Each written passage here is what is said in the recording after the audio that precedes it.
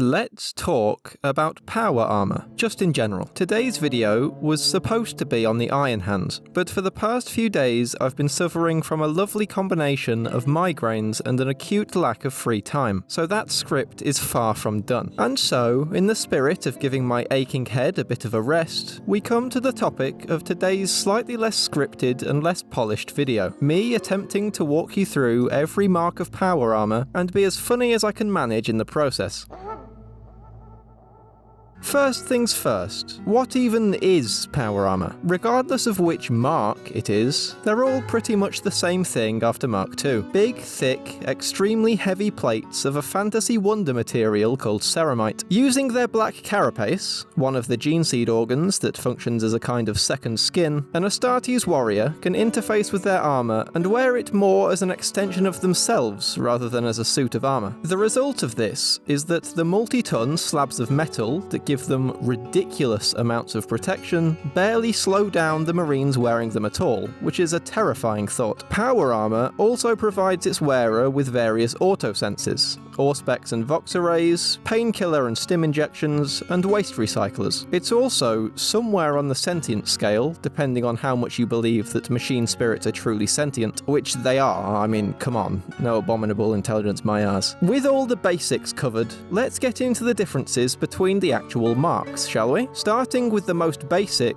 we have the Mark I. Known as Thunder Armor due to the fact that it was designed for the proto-Astartes known as Thunder Warriors, despite being covered in lightning bolts, only the upper part of this armor was powered, which seems an odd choice, because if you're already powering the top half, why not just also power the legs, so that the wearer could move at more than a brisk walk? Although, to be fair to Big E, he did plan to replace the Thunder Warriors anyway, so maybe that was intentional to ensure they couldn't run away. As it was only ever intended to be worn on Terra, Thunder Armor also wasn't void sealed, which, along with the lack of life support and general lesser protection, makes it essentially useless in the 42nd millennium. Having said that, some chapters do still retain some sets for ceremonial purposes, as its connection to the days of the living Emperor impresses those of a more religious bent. I hope you don't like big generational improvements, as this one is pretty much all you're getting. Mark II Crusade Armor was the first to be fully sealed against the void, and it came with powered legs that meant its wearer could actually run. The early Great Crusade Astartes were truly getting spoiled by their granddad. It also came with the secondary systems that would become standard for all later marks. I mentioned them earlier, so I won't go over them all again, and contained a much more effective cooling system, allowing for the chest coils to be moved inside the chest plate, rather than being exposed like on the Thunder Armor. The helmet, which by the way looks so cool, also came with some improvements, such as allowing the wearer to see both ultraviolet and infrared, zooming in on images, and enhancing sound. Overall, the Mark II was a huge improvement over its predecessor, evidenced by the fact that it still sees active use even into the 42nd millennium. The next official mark is, predictably, Mark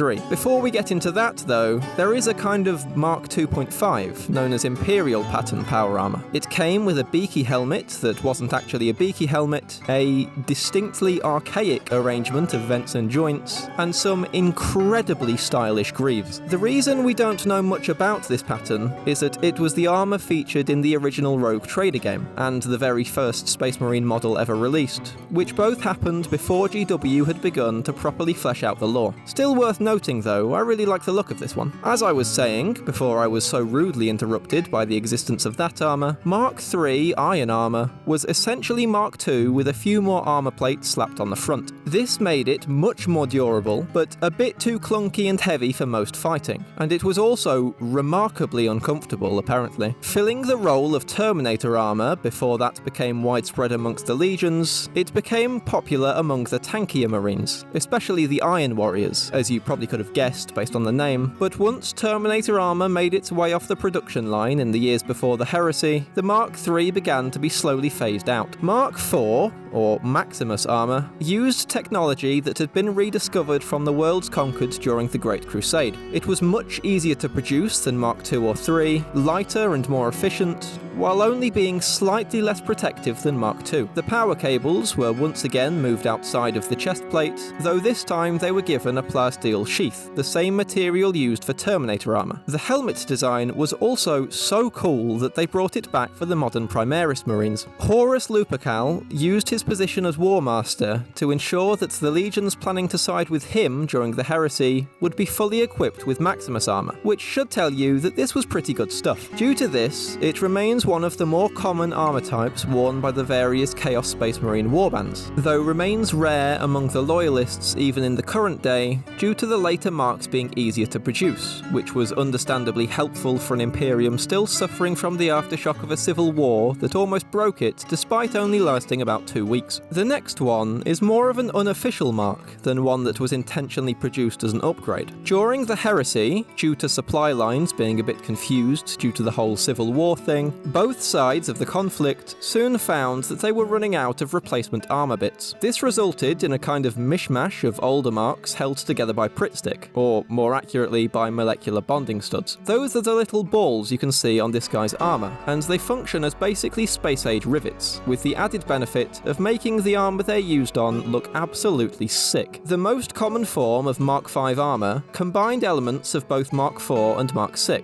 that could be locally manufactured and more easily maintained with shaky supply lines, with bonding studs on the left pauldron and both greaves. And now we have the best armor. I don't make the rules, it's just the best. Mark VI, affectionately called Beaky armor, was a little less armored than the previous iterations, but it made up for this by being both lighter and quieter, which the Raven Guard specifically were big fans of. It was the first Mark to feature a redundant power system, and its helmet featured improved sensor systems in the beak, which I think is absolutely adorable. By the time the Siege of Terra happened, it had entered mass production on both sides of the conflict, as the traitors had captured several Forge worlds responsible for its manufacture, and the Emperor's children also came to love my beloved little birds. The most iconic armor design, and the one that has been in production for the longest due to the post-heresy AdMech's hatred of free thinking, we have the Mark VII, known as either Aquila or Imperator armor. To be fair to the AdMech, it was also just a pretty good set of armor, and remained backwards compatible with parts from the older patterns, allowing for easier repairs. As its name implies, it was the first pattern to feature the iconic chest Aquila, as restricting its use to the Emperor's children didn't exactly go great, and it also has an adorably grumpy looking helmet that apparently offers more protection, but that's absolutely second to aesthetics. The Aquila served a practical purpose as well, enabling the Loyalist legions to quickly establish who was on what side during the Siege of Terra, as Rogel Dawn had moved all production of the armor to Terra to prevent the design from falling into the hands of the traitors. The penultimate pattern for this video, the Mark VIII Errant armor, never really caught on with the post-heresy Astartes, bringing several minor improvements over the Mark VII. The most important of them was the addition of this little collar thing, which I believe is called a gorget. This was introduced in order to fix something that you'd think would have been caught before the 8th iteration, namely that enemy bullets had an alarming tendency to ricochet off of the Marine's chest plate and into the bottom of the helmet or the throat. Not exactly ideal, but I suppose they fixed it in the end. Due to its rarity, Mark VIII is only really used by senior officers, with some veterans receiving a piece of Mark VIII for some heroic deed due to its full compatibility with Mark VII. And,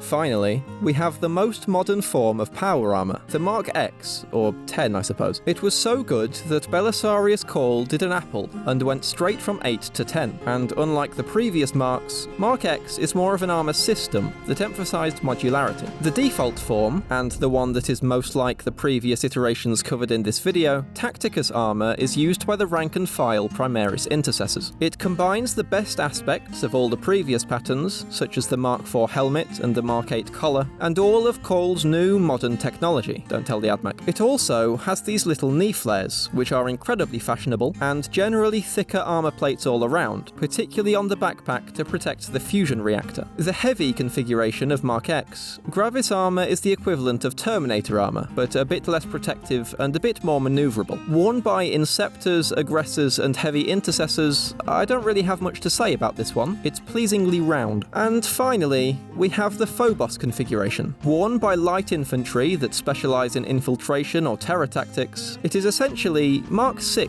armor, but even lighter and even faster. Barely barely slowing down its wearer at all while being almost silent. The Reaver configuration also includes this amazing little skull helmet that can amplify their voices to ear-splitting levels. And so, that is most of the marks of power armor worn in the 42nd millennium and the years leading up to it. I hope you enjoyed this barely coherent rambling. If you made it this far in the video, truly thank you so much. It really means a lot, especially for this one. Like, subscribe, and all the rest, and I'll see you in the next video.